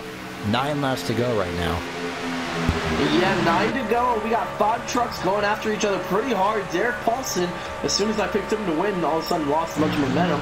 So did Paul Henley in the 16 truck, so those guys off pace and further back in the field. So we're left with 5 trucks, and look at the run that the Dustin Dean machine is getting on the outside lane. He's able to clear the 23 of Christian Peterson. Doesn't pull down in front. You got a lap truck going on the yellow line instead of hanging high up top. But these guys are going to be dead even. Highside should have the run down the front straightaway, give the advantage to Dustin Dean. 8 laps to go right now. They've got the advantage right now, and finally Dustin Dean has a little bit of a wiggle as well, but he's finally gotten that lead and broken that lead lap streak that Christian Peterson was having at the moment, and still just can't get down just yet. I'm pretty sure though, in turns 3 and 4 with that lap car, I'm pretty sure he wanted to move down, but he also wants to bring Harden with him. But Tyler Dalton's just riding in the back right now. He's just watching this. I'm pretty sure he's having a lot of fun. And these lap cars that have them got to make up their minds. And insanely slow lap cars going to move to the apron. Thank goodness that's number 4 on the bottom side right there. the 09 William Kempf is going to stay up against the wall right now, and also going to give these guys a chance to regroup. 7 laps to go once we cross the start-finish line, and this outside line is trying to get up once again as well. Hardin's got it. He just has to get he just needs help from Tyler Dalton right now. Yeah, and Dustin Dean had the lead for a moment, then he lost it real quick because Christian Peterson and Seth the Merchant came charging back on the inside lane. There was lap trucks up ahead, and then all of a sudden the outside lane just started falling back. But now on the exit of turn 2 here with 7 to go, all of a sudden you see Dustin Dean getting the advantage again. Yeah, he's got the advantage. He and Hardin have got that run down the back straightaway right now. They just can't keep that momentum, unfortunately. Again, Tyler Dalton has to help out. They need that help from Dalton right now if they want to somehow get that lead. Hello, goodness. A little bit of the strength from that bottom line. I'm pretty sure these guys, I'm pretty sure that's Pearson, the Merchant's way of saying, hey, we know you're there, but you're not going to get this lead even if it comes down to the final lap. And well, Pearson was a little bit close to Dean right there on the tri-oval. Couldn't really tell, but just a few feet separated them. Still a few feet separated them. I think even the smaller of a gap as well. But Dalton, again, just right in the back. He's got to help out. Yeah, and Dean and Hardin looking like they're going to have a pretty good run heading down into turn number 3. The question is, how long will they be able to hold on to the lead when they hit the strike this time by coming through the exit of turn 4? 5 laps left here in the American Pool Supply Truck Series race at Daytona. You know, I think I know these guys. I think I know what Tyler Dalton is doing. He's waiting in the back because I'm pretty sure he expects these guys to wreck coming to the final lap. So I'm not surprised, but at the moment, I'd at least be helping out these guys as best as possible. But in Tyler's defense, though, I'm pretty sure he'd be thinking, well, that means everyone's single file, and he's at least third in the back. Oh my goodness. Well, that was rough. That was another risky move by a lap truck that I don't necessarily agree with, and it might just cost Peterson the race. But luckily, those guys were able to get around and keep their trucks in one piece. They still had that momentum too, and of course, I'm pretty sure that's the one time as well that's going to void the don't pass into the yellow line rule, because they had nowhere to go. That 25 was really slow in the bottom lane, but fortunately, I should say, they're still going straight. They have the 95 ahead of them, still running that bottom lane. These two are going to have to work together, or else this is going to end up really badly. Nope, it's going to be back to single file right now, actually. So that's going to be a disadvantage for Dean and Hardin. Yeah, with 4 laps to go, the next flag. Wait a minute, never mind, actually. Yeah, I think they got a run going, you're right. Yeah, they've got a huge run going, and of course, unfortunately, but fortunately for Tyler Dalton, I'm pretty sure Tyler's just hoping that these guys will wreck right now. So, in a way, it works out for Dalton. But yeah, I noticed that when these front 2 runners, when Pearson, the Merchant came down off of turn number 2, they had less momentum. And speaking of less momentum, well, these guys are using the draft of the lap trucks right now to help them, and that's good. Dean got that lap. And he's got this right now. Dean up top got the lap, and right now he has the lead, and he's inching closer. And I thought without the help of Dalton that those guys up top would have a much harder time holding on and trying to get the lead, but that's just not been the case. If anything, they've been almost stronger. Dustin Dean and Ricky Hardin up top trying to take over the top spot from Seth the Merchant and Christian Peterson down low. Yeah, they're both trying to do whatever they can to at least get that momentum. They've gotten the momentum. They just need to keep it. And leaving Dustin Dean out to dry just a little bit was Ricky Hardin. Essentially, it's not really a smart move. 2 laps to go now. So at this point, if I was Dustin Dean and I got pushed to the front, well, actually, no, because there'll be 2 laps to go, and, well, you don't really have a lot of help. Well, you do have help, but then again, that's in the form of DeMerch and Peterson. These guys can do anything to get to the lead. We saw what they did earlier, so not even just 5 laps ago, roughly, but, you know, a lot earlier in the race to get the lead as well on a restart, nonetheless. So it's going to be coming down to this right now, because once we hit the start-finish line, it's going to be 1 lap to go, and everything is going to break loose. Well, let's not forget how Christian Peterson got the lead. He made a pretty aggressive pass on Seth the Merchant, and I thought they were all buddy-buddy, but all bets are off now. White flag in the air, 1 lap to go here at Daytona. Dustin Dean, Seth the Merchant, Christian Peterson all going for the win. And again, just another Wicket TV time. They do have the draft on the high side right now coming into turns 1 and 2. Trying to get on the apron is going to be the 90. Does get out of the way in time, thankfully. And these guys are pretty much right up against each other, pretty much door to door right now. This is going to be coming down to coming after number 4, it seems. I don't know if they had the run they needed up top, but Dustin Dean has the advantage going down into turn number 3. Peterson down low. Will DeMerchant make a move? They are neck and neck as they head through turn 3 and 4. Dustin Dean has the help from Ricky Harden. We're going to have to see if they can get a run on the exit of turn 4. Christian Peterson comes firing back down low on the bottom. It's going to be close. They're going to make contact, and Peterson wins it. Got it. This seems vaguely familiar. With a cost. Peterson got it with a cost because he hit the outside wall a ton, so I don't think we're going to see any victory lane celebrations or burnouts for Christian Peterson, but nonetheless, that is your winner tonight in the number 23 truck. Oh my goodness, that was amazing. You can just see him rolling backwards right now, but oh my goodness, that finish was absolutely amazing, and somehow Peterson and DeMerchant, they both managed to get it done, and Peterson with 37 laps left, 7 more than DeMerchant from earlier. Amazing performance by these guys as well, so... Oh my goodness, that was, I thought it was going to be Dustin Dean and Ricky Harden coming out, but unfortunately Harden just didn't have the advantage.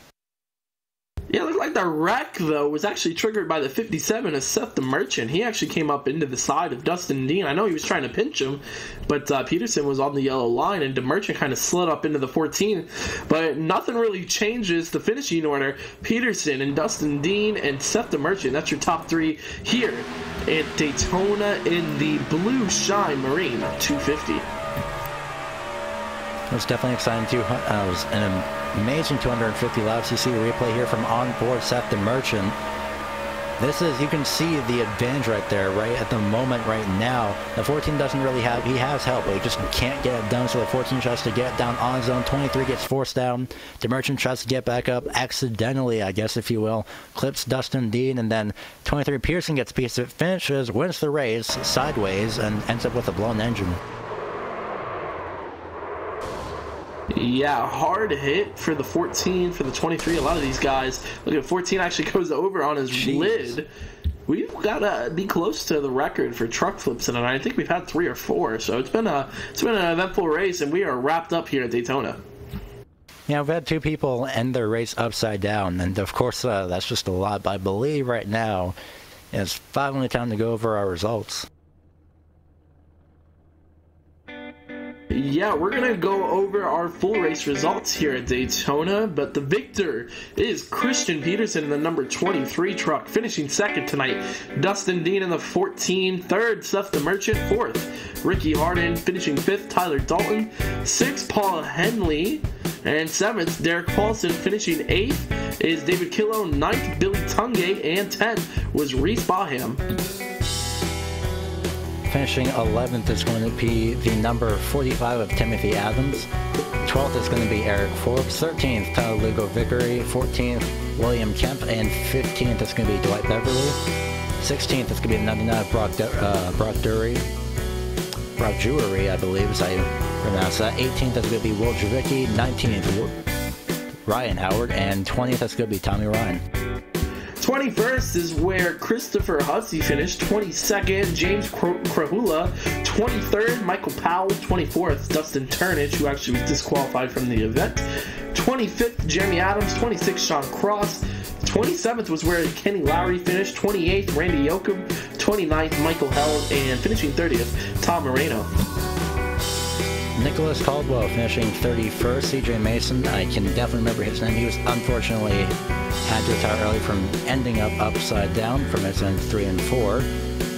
33rd is going to be Blake Neese. 34th and 35th are William Roberts Jr. and Bo Gibbons, respectively. Unfortunate for William Roberts as well, because I believe he was also your pole sitter, so yes, he was. So unfortunately, to end the night, 36th, John Lyday. Denny Whalen finishing 37th, 38th, Gabriel Wood, and 39th, John McNaka, rounding out your 39 truck field. Yeah, we're going to wrap up all the action when we come back on LSRTV. We're going to cut to a quick commercial break, but we look forward to talking to some of our top running finishers tonight.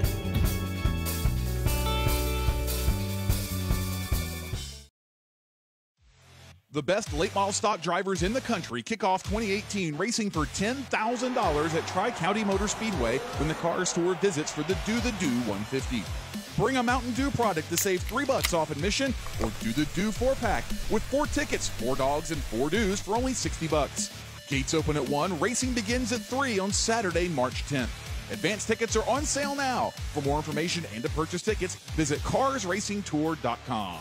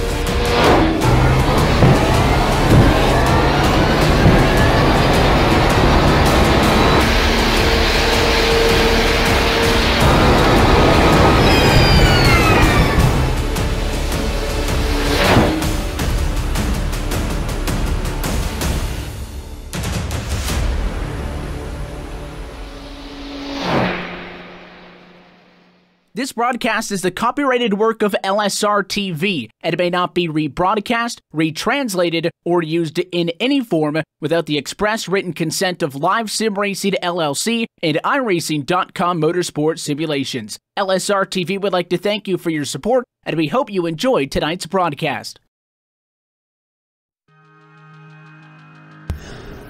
Back here at Daytona, where we just wrapped up the American Pool Supply Truck Series first race of the season, the BluShine Marine 250. We had an exciting finish where Christian Peterson was able to come across the stripe. Maybe he didn't finish the race in one piece, but nonetheless, he did get the victory, and I think we're going to get a chance to talk to him in the number 23 truck of Christian Peterson. That is your race winner.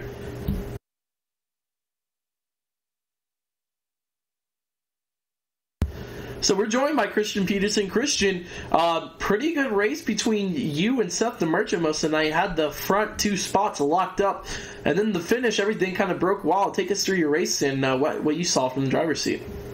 Yeah, well, I saw a lot of white concrete right there at the end, but yeah, that was a lot of fun. I mean, me and Seth had a strategy coming in from the beginning to just kind of miss the wrecks at the beginning, ride around with the 6-man trucks and just be there at the end, and ended up, I think we were like one of the only two of the only trucks at the end on our with 6-man, so that was pretty good. But just hats off to Dustin and Ricky there. That was a brawl for what we had there with 4 trucks. Yeah, we talked a lot tonight about the paint schemes on the 23 and the 57 too. We saw P-Money Designs. Really liked those paint schemes, but I'm sure you also liked seeing the paint scheme in Victory Lane, so congratulations on that. And if there's anything else you want to add, the floor is yours. Oh, yeah, for sure. We got to thank just everybody at Vincia Racing. Got to thank Austin Designs, Scott Austin. He'll be on the truck next week. P-Money was on the truck this week, but Scott will be on the truck for the rest of the season. For me, I don't know what the deal is with Seth, but we'll see where he is. And then everybody at Vincia, everybody at 6-Man, everybody that put together this race, this season, American Pool Supply, and BluShine Marina. I got to thank those guys for putting on the show. Yeah, man, congratulations, and we look forward to seeing you guys next weekend the rest of the season. All right, thank you, Jacob. And that was Christian Peterson in the number 23 truck coming home with the victory in the BluShine Marine 250 here at Daytona. So congratulations to him and his team. And Gary, I think you got a chance to catch up with second place. Yeah, Dustin Dean, you and Ricky Harden had an amazing run throughout pretty much those entire final laps. And of course, unfortunately for you guys and for you yourself, you didn't quite get the run off of turn number 4, but first, we'll get to that after you walk us through the entire race, because I'm pretty sure that was pretty interesting. Yeah, that was mayhem is what that was. No, just missing the wrecks was one thing, and then not getting ran in from behind during that was another thing, and lap cars everywhere. It was a mess, but it was good though. It worked out good for us. Yeah, I can tell, of course, finally coming to the line, did you, more like the final lap, did you think you would get that round coming out turn number 4, or did you just hope in, because we could tell you tried to somehow at least slow their momentum down, but unfortunately that didn't work out. I gave it all I had. I knew after Rick, he gave me a big shot going down the backstretch, and I got up, even an advantage over Christian, and then going into turn 3, he loses that momentum, and so I knew when that happened that it probably wasn't going to happen. So I was just going to stay as close as I could to him and try to make something happen, and it didn't. So that's okay though. I'll take second definitely. Definitely worked out for you as well. Only the first race of the season too, so let's not forget that. But of course, before we let you go, is there anyone that you'd like to thank, friends, sponsors, or family? Yeah, definitely my wife. She does a at-home business called Unique, and they've been very supportive through this, and so they're my sponsor right now. And I'd like to also say hey to Ken Mooney. I know he's watching. And I got a couple other people watching too. So hey to everybody, and we'll come back next week and show them what we got. We're going to go ahead and let you go. Congratulations on that second place finish and doing an amazing job tonight as well. Thank you so much. Y'all have a good night. Good broadcast, sorry. Thanks. So that was second place Dustin Dean, and Jacob Ellis caught up with Seth the Merchant. Yes, I have. Seth the Merchant brings home the 57 truck in third, and it was a hard-fought third place. You and Christian Peterson were hooked up at the front of the field, and really looked like you guys were going to be the dominant trucks, and then a third-place finish is what you end up with. So tell us about your night. Yeah, that was pretty crazy there at the end, racing with Dustin and Ricky. The lap cars were definitely a challenge. I don't know what they were thinking. Almost wrecked there. But, yeah, just we got the momentum. We let them get the momentum out of 2, get in front of us, then we side drafted them going to 3 and just pushed ahead, and it worked out. Yeah, and I told Christian kind of the same thing I'm going to tell you with the trucks you guys were running tonight. Awesome paint schemes, and if you guys have anything you want to add with that, the floor is yours, and I'm interested to hear about it. Yeah, just got to thank Peterson Irrigation for being on the truck for this season, and P-Money Designs for painting the trucks like always. Yeah, and like you mentioned, the lap trucks were no easy lap trucks, I guess you could say. Typically, they're much out of the way, and tonight just wasn't the case. But you were able to come through and still manage to finish third after a crazy finish. So congratulations to you and Christian on a good night. Thank you. And guys, that was Seth the Merchant finishing third in that number 57 truck. Crazy finish tonight here at Daytona. Gary, if you got anything else you want to add, the floor is yours. I know I keep saying that, but it really is. Yeah, that does make sense. Of course, wow, it was definitely amazing. Of course, even though it was the first race, it's still a learning process for everyone, especially since, we've seen some people like to go a little bit aggressive, and of course, unfortunately, it was an example of that, but on the bright side, we didn't really see too many people get pit entry exits, unless you're, unfortunately, Tyler Vickery. Then in that case, you got 2 within, well, you got one on entering, and then once you serve that one, you got 1 right after that. So, of course, just a learning process again. So, hopefully next week we can get a lot more action, and definitely a lot more people on the lead lap finishing as well, because trust me, if we do get a lot of people on the lead lap, that's going to open up the chance for pretty much anybody and somebody unexpected to come win that race.